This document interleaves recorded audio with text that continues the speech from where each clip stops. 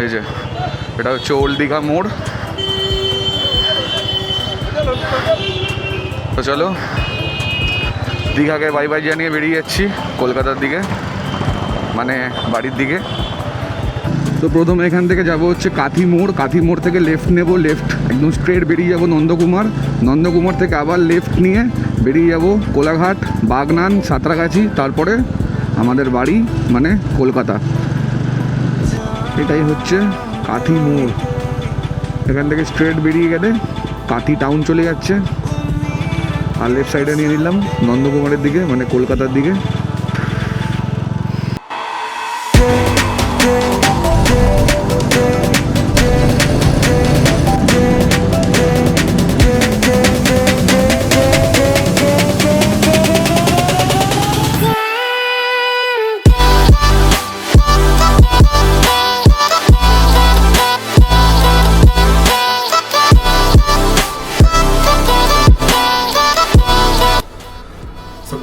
Good morning everyone, welcome back to my channel and welcome back to another blog.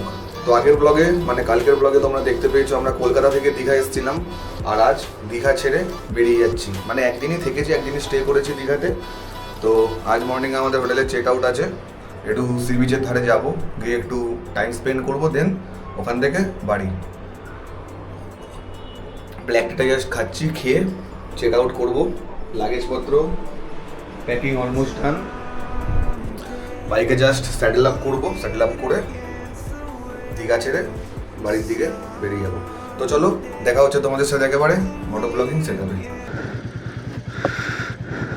বাইকের luggage set up almost ডান।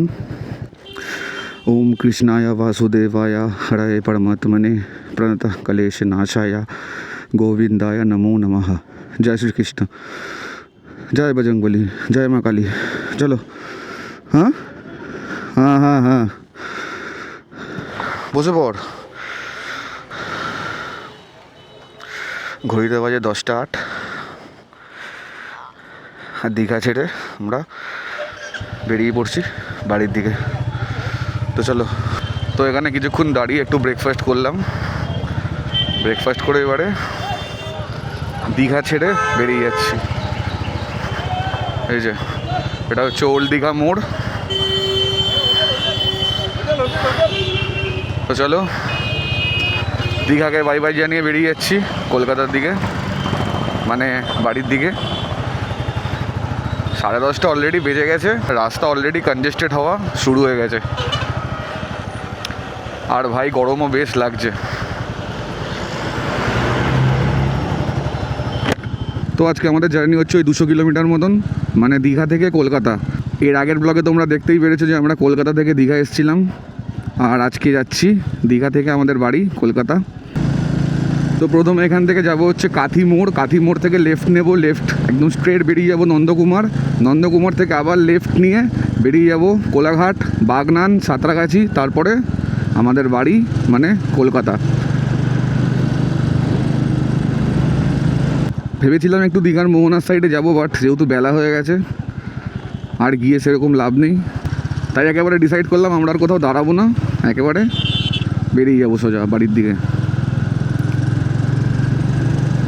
আর riding জ্যাকেটের ভেতরে টি শার্টটা already ভিজে গেছে মানে ঘামে, আর এখন যখন রাইড করছি মানে বাইক চালাচ্ছি হাওয়া লাগছে, এসে ভেতরটা ঠান্ডা ঠান্ডা লাগছে, মানে ভেতরে কোনো কুলার লাগানো। দীঘার গেট,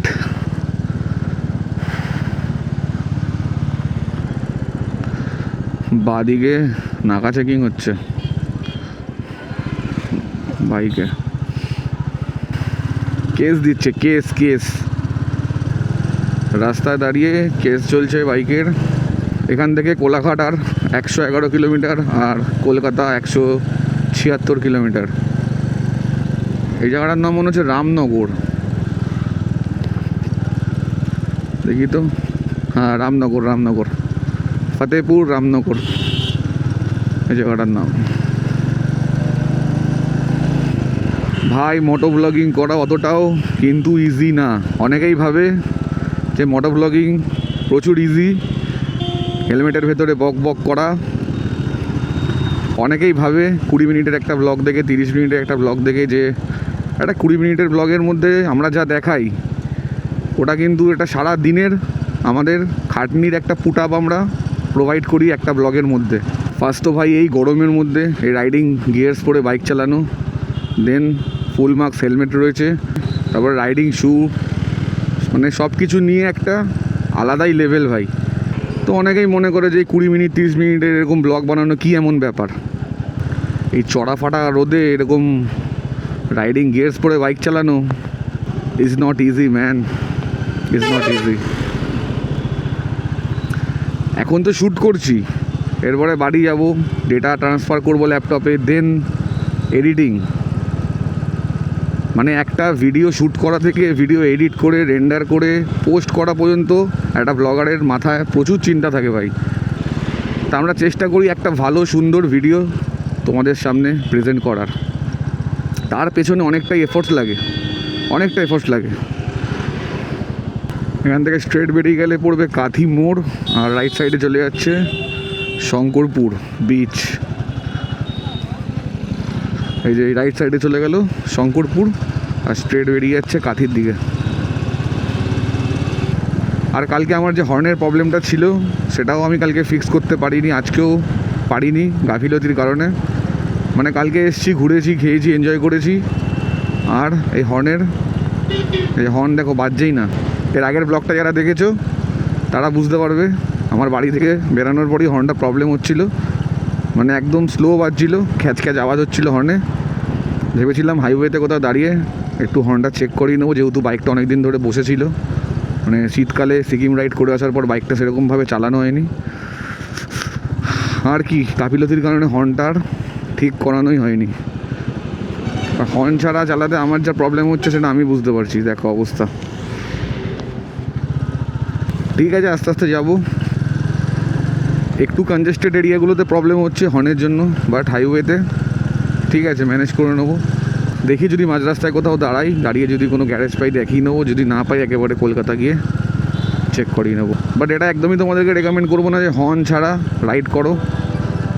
আমি ছাড়াই করতে পারিনি বলে এটা আমার ফল্ট, বাট হর্ন ছাড়া রাইড করা একদমই উচিত নয়।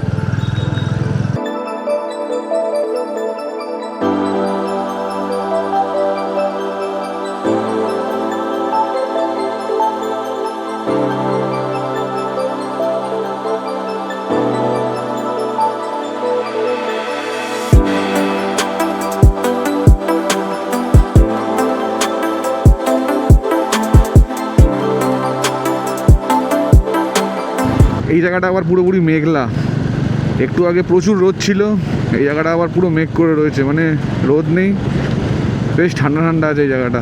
এখান থেকে নন্দকুমারের ডিস্টেন্স 65 কিলোমিটার মতন, আর কলকাতা ওই 102 কি 3 কিলোমিটার মতন।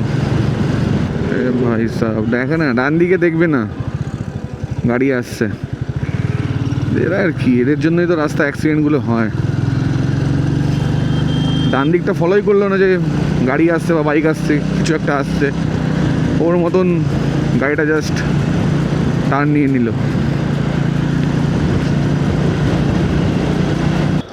তো সামনে চলে এসছে কাঁথি মোড়, এখান থেকে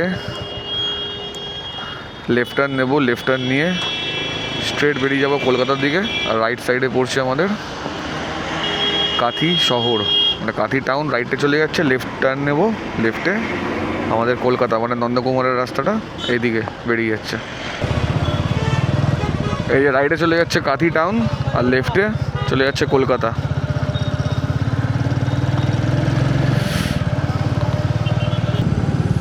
নন্দকুমার থেকে লেফট টার্ন নেব, মানে নন্দকুমার মোড় থেকে লেফট টার্ন নিয়ে স্ট্রেট বেরিয়ে যাবে কোলাঘাটের দিকে। এখন আমরা রাইড করছি NH 116B ধরে, মানে ন্যাশনাল হাইওয়ে 116B ধরে আমরা রাইড করছি। কোলাঘাট যখন এন্টার করবো তখন আবার ধরে নেবো NH 16।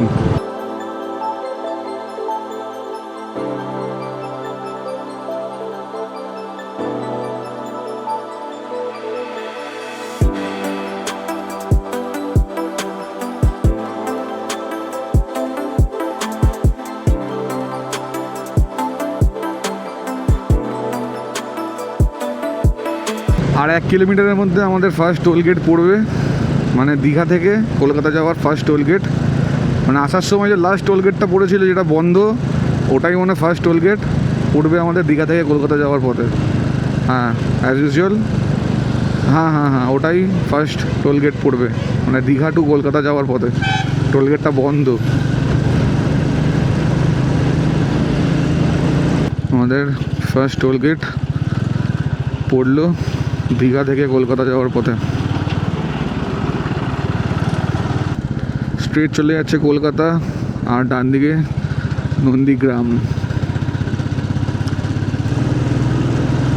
মানে নিচ থেকে বেরিয়ে গেলে চলে যাবে নন্দীগ্রাম, আর আমরা নন্দীগ্রামকে বাইপাস করে স্ট্রেট বেরিয়ে যাচ্ছি কলকাতার দিকে।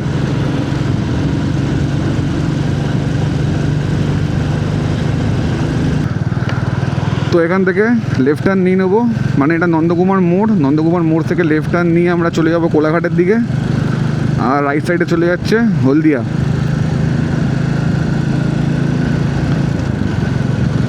এতক্ষণ যে আসলাম এই নন্দকুমার মোড় অবধি পুরো সিঙ্গেল লেন প্যাচ। এবার যে লেফট টার্ন নিয়ে নিলাম, এখান থেকে 2+2 4 লেন পেয়ে গেলাম, আর রাস্তার মধ্যেখানে ডিভাইডারও রয়েছে।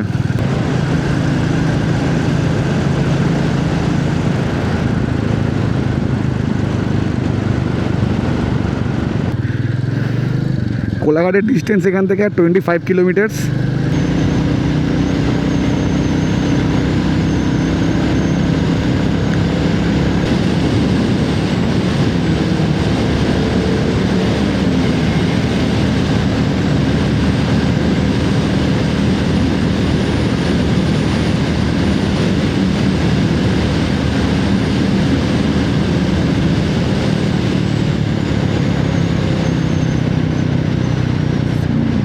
স্ট্রেট বেরিয়ে যাচ্ছে কোলাঘাট, রাইটে চলে যাচ্ছে তমলুক, আর লেফটে চলে গেল মেচেদা।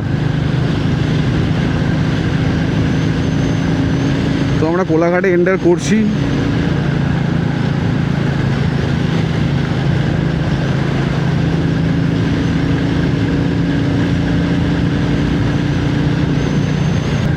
তো ফাইনালি কোলাঘাটে ঢুকে গেছি। সামনে পড়বে শেরে পাঞ্জাব। তো উঠে পড়েছি কোলাঘাট ব্রিজের ওপরে, আর বাদিকে বয়ে চলেছে রূপনারায়ণ নদী। কি দারুণ লাগছে।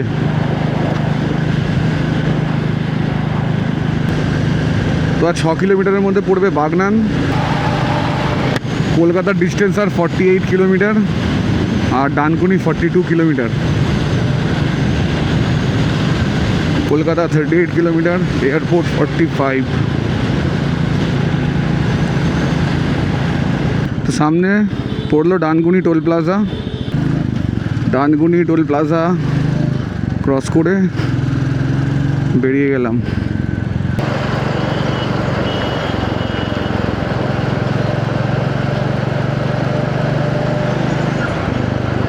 এদিকে চলে যাচ্ছে কলকাতা, স্ট্রেট বেরিয়ে যাচ্ছে দিল্লি, বালি। আমরা কৈখালি যাব বলে আমরা দিল্লি রোডটা নিয়ে নেব, নিয়ে বালি হয়ে দক্ষিণেশ্বর হয়ে আমরা এয়ারপোর্ট ঢুকবো, দেন কৈখালি আমাদের বাড়ি।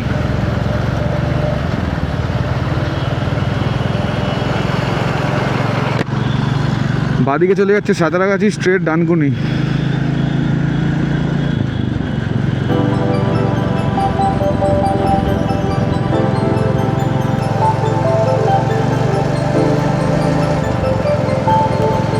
সামনে দক্ষিণেশ্বরের মন্দির দেখা যাচ্ছে। জয় মা, মা গো মা। তো চলে এসেছি মোটামুটি বাড়ির কাছে, আর 10 কিলোমিটার বাকি এয়ারপোর্ট ঢুকতে। বাদিকে গঙ্গা নদীটা দেখো জাস্ট।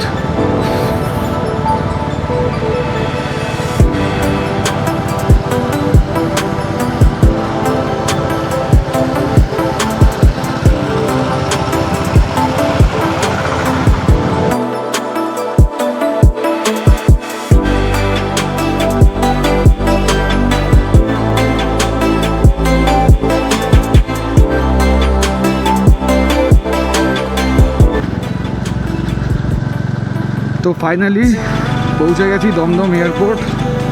সকাল ওই 10:30 নাগাদ রাইড স্টার্ট করেছিলাম, আর এখন ঘড়িতে বাজে ওই 4টে মতন।